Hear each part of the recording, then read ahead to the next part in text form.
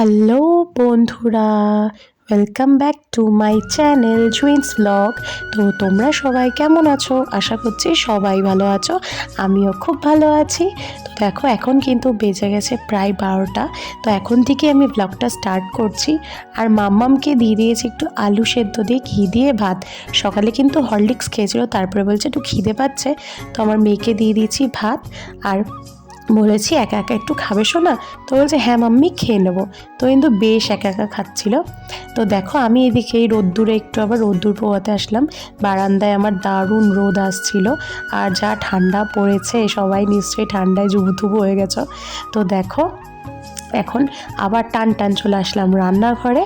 তো রোদ্দুর খাওয়ার পর ভাবলাম না, রান্নাটা তো করতে হবে, পেটকে তো কিছু খাওয়াতে হবে, রোদ্দুর খেলে তো আর পেট ভরবে না। তো এদিকে টমেটো দিয়ে টক ডাল বসিয়েছি, আর এদিকে দেখো মাছ এনেছি, শোল মাছ সেটাই রান্না করব বলে এদিকে কড়াই গরম করতে দিয়েছি। আর করব ছিম পোস্ত। তো ছিমগুলো পড়েছিল অনেকদিন ধরে, তো ভাবলাম ছিম পোস্ত করি, কারণ ছিম একটাই রূপে খাওয়া হয় আমাদের বাড়িতে, সেটা হচ্ছে শাকে, আর না হলে ছিম সেইভাবে খাওয়া হয় না। কিন্তু অনেকগুলো ছিম এনেছে, নষ্ট করব তার জন্য। তো এইদিকে কিন্তু আমার মেজদি ভাই এগুলো কেটে দিচ্ছে। মানে কি বলতো, এত বড় সংসারে না একজন কেটে দেয়, একজন রান্না করে, না হলে না সেই রান্না করাটা অনেক লেট হয়ে যায়। এমনি 12টা বেজে, আমাদের রান্না স্টার্টই হয় 12টা বাজে। কেন সকালে জলখাবারের গল্প থাকে, ঘর ঝাড় দেওয়া, ঘর মোছা, তারপরে কাচাকুচি, বাচ্চা কাচ্চা থাকলে যা হয়, তারপরে বাচ্চাদেরকে ধরা, তো সবটাই মিলে আমাদের 12টার আগে বসাই হয় না, মানে দুপুরে রান্না। তো বেশিক্ষণ লাগে না, হার্ডলি 1.5-2 ঘন্টার মধ্যে কিন্তু কমপ্লিট হয়ে যায়, যদি বাচ্চারা না জ্বালায়। আর যদি ওরা জ্বালায় তাহলে সত্যি প্রচুর লেট হয়ে যায় গো। তো দেখো এদিকে দিদিভাই খেটে দিচ্ছে, আর ঠান্ডায় আমাদের অবস্থা খুব খারাপ, আর ট্যাঙ্কের জল তো পুরো বরফ। ওই জন্য আমরা ডাইরেক্ট কল ছেড়ে এক সময় তো হাত ধুতে যাই, মানে কি আর করব। তারপরে দিদিভাইকে দেখো আমি এদিকে সবজিগুলো, মানে বাজার এসেছে তো বাজারগুলো পরিষ্কার করে তো রাখতে হবে, তো ব্যাগটাকে সুন্দর করে রেখে, ও যেহেতু কাটছে আমি বললাম এইসব ফাঁকে গুছিয়ে নি, না হলে না বাচ্চাগুলো আসলে যেই দেখবে অমনি ওগুলো নিয়েও খেলতে আরম্ভ করে দেবে, ওদের তো কোনো বুদ্ধি নেই। তারপরে আমি ওইদিকে গুছিয়ে গাছিয়ে এসে আমি দেখো এদিকে মাছগুলো ছেড়েছি, মাছগুলো ভেজে নিচ্ছি। শোল মাছটা করবো আলু দিয়ে, মানে আর কিছু দেবো না, আলু দিয়েই করবো, নাহলে তো লাউ থাকলে লাউ দিয়ে শোল মাছ ভাজা মশলা দিয়ে খেতে খুবই ভালো লাগে। তো তোমরা কারা কারা এই রেসিপিটা খেয়েছো লাউ দিয়ে ভাজা মশলা দিয়ে, অবশ্যই কিন্তু আমাকে কমেন্ট করে জানিও, আমার কিন্তু বেশ ভালো লাগে। তারপরে আমার না একটা স্বভাব আছে, এই ধরো মাছ ঠাছ ভাজছি তো ছেটে না, তেল ছেটে আমার খুব বিরক্তি লাগে। তো আমি ওই দেখো এখানটায় বারবার করে কিন্তু মুছছিলাম। তারপরে হঠাৎ করে আমার একটা ফোন আসলো, ফোন এসে বলছে আপনার একটা অর্ডার আছে ম্যাম। তো আমি বললাম ঠিক আছে, আমার এখানে অ্যাড্রেস, আমি ভাবলাম তো গ্রসারির কিছু এসছে। তারপরে দেখছি না এই ছোট্ট পুচকি বক্সে আবার কি এসেছে। তো দেখতে যাব, তার আগে ভাবছি না রান্নাটা সেরে ফেলি, কারণ অনেক লেট হয়ে যাচ্ছে। তো তাড়াতাড়ি করে আগে রান্নাটা সেরে, আর এদিকে কনফিউজিং না, মানে ভাবছি মনে মনে যে কী আছে কে জানে কী হবে, এক্সাইটমেন্টও আছে। তো এদিকে সর্ষে পোস্ত দিয়ে আমি কিন্তু ছিমটা করবো বলে সর্ষে আর পোস্তটা নিয়ে নিলাম, তার সাথে কটা কাঁচা লঙ্কা দিয়ে ভালো করে বেটে নেব মিক্সিতে। অনেকেই কিন্তু পাটায় বাটে, তো আমরা কিন্তু মিক্সিতে বাটি, পাটায় আর বাটা হয় না। তো দেখো আমার সোনামা কিন্তু চলে এসছে, ভাত পুরো কমপ্লিট করে খেয়েছে, কি কিউট লাগছিল না ওকে। তো দেখো তারপরে এদিকে ওর থালাটা রেখে দিয়ে এঁটো থালা ওকে ভালো করে মুছিয়ে টুচিয়ে নিয়ে, মাছগুলো ভাজা হয়ে গেছিলো সেগুলো তুলে নিলাম। তারপরে এদিকে আলু ঠালু মশলা টশলা কষিয়ে নিয়ে জল দিয়ে দিয়েছি, জল দিয়ে ফুটে গেলে এবার মাছগুলো ছেড়ে দিয়ে তুলে নেবো। আর এদিকে আমার ছিম পোস্ত অলমোস্ট রেডি। তো রান্না ঠান্না কমপ্লিট করে মাম্মামকে খাইয়ে আমি কিন্তু স্নান টান করে চলে এসেছি ডাইরেক্ট ছাদে। ওইগুলোর ভিডিও আর করা হয়নি, আসলে কি বলো তো, একা হাতে আর কত করব, কেউ তো ভিডিও করার নেই, সবাই ব্যস্ত বাচ্চা নিয়ে, আর আমাকেই সবটুকুনি একা ভিডিও একা এডিট সবই একা করতে হয়, খুব মেহনত করি।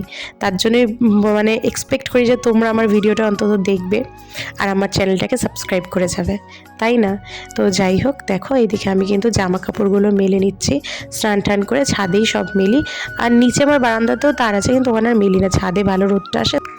মামামকে ঘুম পাড়িয়ে নিজেরা টপাটপ খেয়ে দিদিভাই এদিকে জামা কাপড় তুলছে, আর আমি চলে এসেছি তোমাদেরকে এই গিফটটা, যেটা ফজি বাবু আমাকে দিয়েছে, এটা তোমাদের সাথে শেয়ার করতে।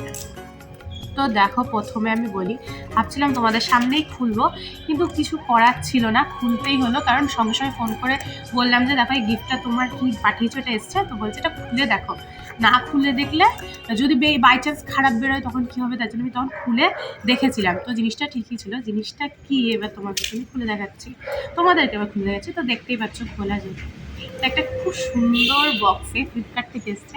দেখো কিউট কিউট বক্সটা রাখবো, আমি ফেলবো না, অনেক কিছু রাখা যাবে। তো এটার মধ্যে থেকে বের করছি, দেখে নিশ্চয়ই বুঝতে পারছো অনেকেরই আছে বাড়িতে এটা। তা আমার কাছে এই জিনিসটা ছিল না, আমার বড়বাবু কিন্তু এই জিনিসটা ব্যবহার করে। তা এটাই পাঠিয়েছে, অনেকদিন ধরে ইচ্ছে ছিল এটা ব্যবহার করবো। নিশ্চয়ই বুঝতে পারছো ইয়ারপডস। তো বোটে দেখো, এটা সিলটা আমি খুলে দিলাম, কিন্তু ভালোভাবে আটকে দিচ্ছি। বাই চান্স যদি কোনো প্রবলেম হয় তখন আমি এটা চেঞ্জ করতে পারবো। তো দেখো কি সুন্দর, এরকম একটা বক্সের মধ্যে এই জিনিসটা আছে। কালারটা কি সুন্দর, সি গ্রিন কালার, আর দেখো ম্যাট ফিনিশ পুরো, দেখা যাচ্ছে আমাদের। হ্যাঁ, আর এটা হচ্ছে ইয়ে অটোমেটিক, তোমার টাচ স্ক্রিন বলছে, টাচের মানে এই সাইডে টাচ করলে কেটে যাবে, এরকম করলে। তাই দে এটা এরকম কানে দুটো দিয়ে, তো চার্জে বসিয়েছিলাম, চার্জ দেওয়া হয়ে গেছে ওটা। ও ভালো,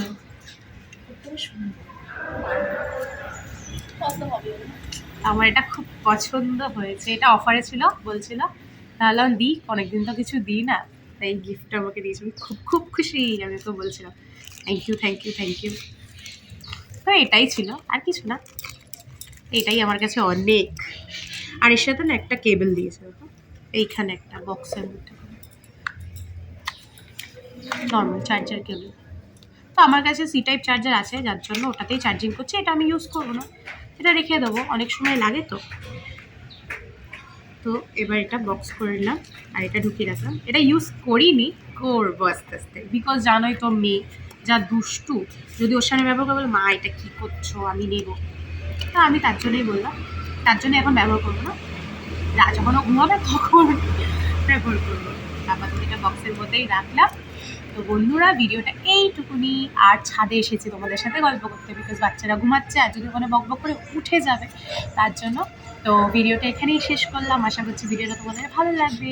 ভালো লাগলে অবশ্যই একটা লাইক করে যাও, আর চ্যানেলটাকে সাবস্ক্রাইব করে আমার পাশে তোমরা থেকো। তো চলো বন্ধুরা, এখন টাটা বাই বাই, দেখা হচ্ছে নেক্সট ব্লগের সাথে। আর তোমরা সুস্থ থেকো, ভালো থেকো।